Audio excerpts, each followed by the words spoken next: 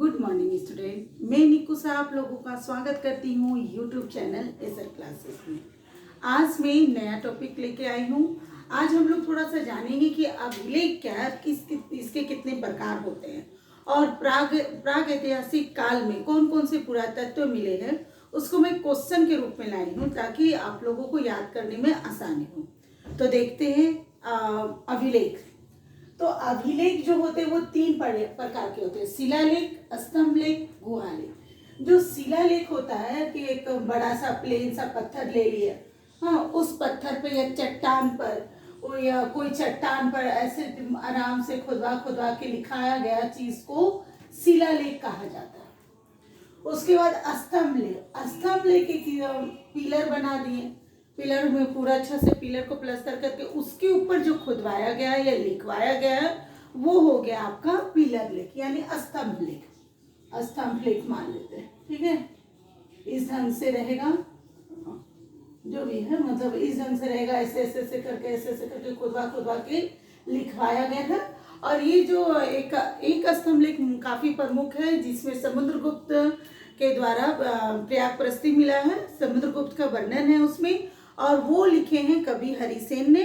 और उसमें हमारे झारखंड का भी जानकारी है अटावी विजय में। जो अटावी क्षेत्र है, मैंने पिछले क्लास में कई बार अटावी क्षेत्र का वर्णन किया है कि वो जो उड़ीसा से छत्तीसगढ़ तक का मतलब बुंदेलखंड तक जो है, बीच में झारखंड भी आता है।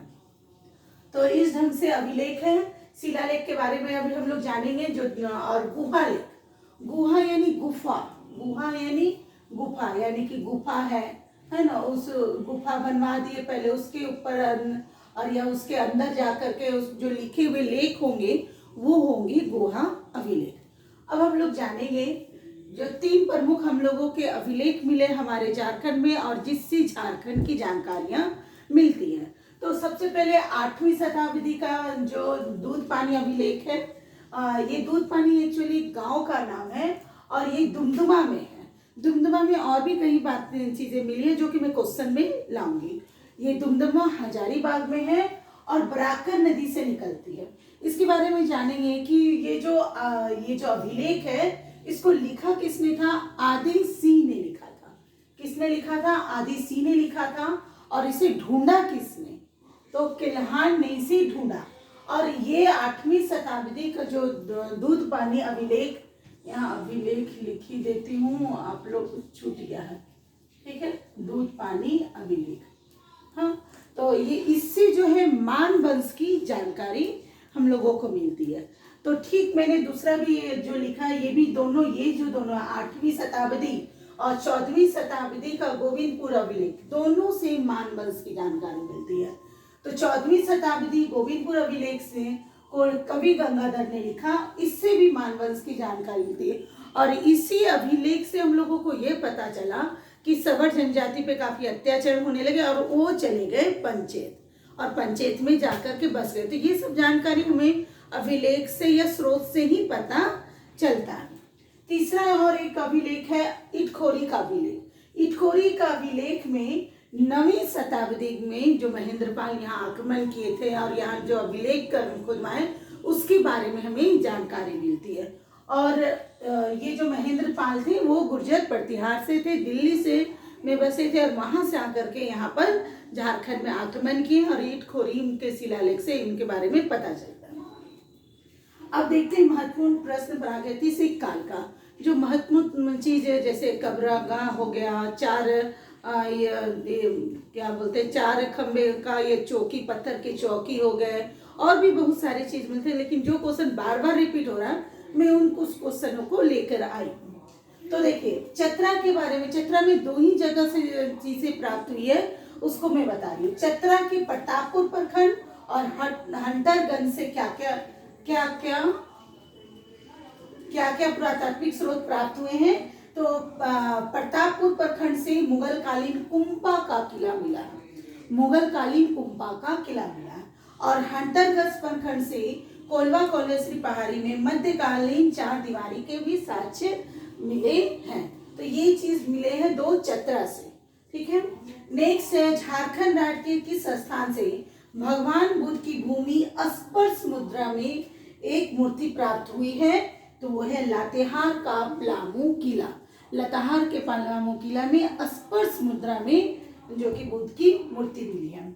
झारखंड के किस स्थान से बौद्ध मठ के अवशेष प्राप्त हुए हैं, तो वो सीतागढ़ा पहाड़ जो कि हजारीबाग में है, वहां से हम लोगों को बौद्ध मठ के बारे में जानकारी मिलती है। फिर उसके बाद 1 2 3, ठीक है, यहाँ काउंटिंग में ये 1 2 3 है, और उसके बाद ये हो गया 4, ये हो गया 5, ये हो गया 6, ये हो गया 7, इसको कर लीजिए 8, इसको कर लीजिए 9, और ये हो गया 10, और ये 11। काउंटिंग में थोड़ा मिस्टेक हो गया था। ठीक है, देखते हैं ये किस स्थान पर 7वीं शताब्दी की जैन मूर्तियां प्राप्त हुई है। जैन की मूर्तियां कहाँ प्राप्त हुई हैं, तो दुमदुमा हजारीबाग में और बेनुसागर के सिंहभूम, ये 2 जगह पे 7वीं शताब्दी की जैन की मूर्तियां मिली हैं।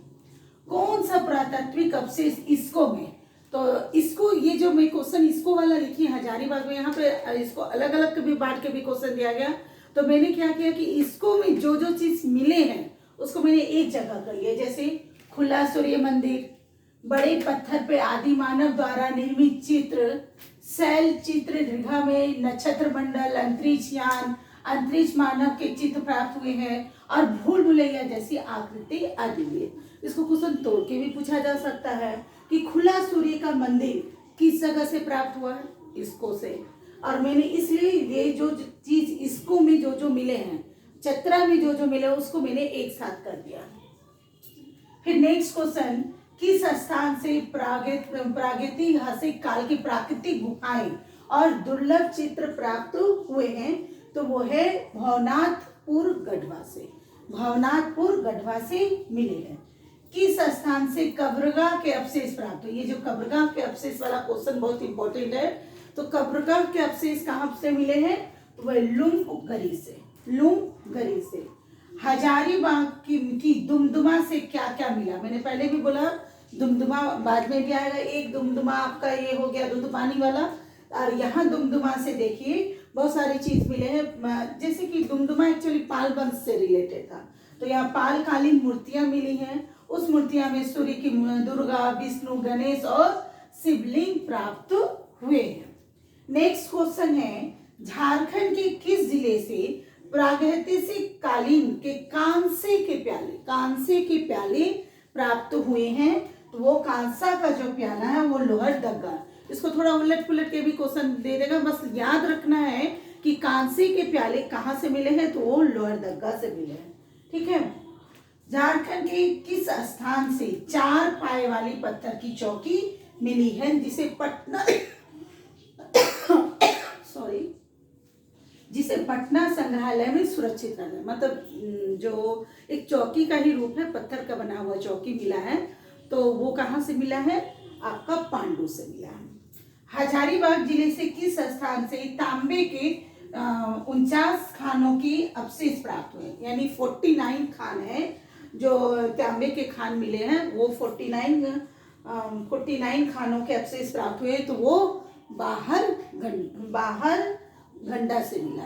तो इस ढंग से पुरातात्विक स्रोत से जो क्वेश्चन बार बार पूछे जा रहे हैं, मैं उसी को लेकर के आई हूँ, और आप लोगों को अभिलेख के बारे में अच्छी तरह से पता चल गया होगा, शिलालेख, स्तंभ लेख और गुहालेख क्या है।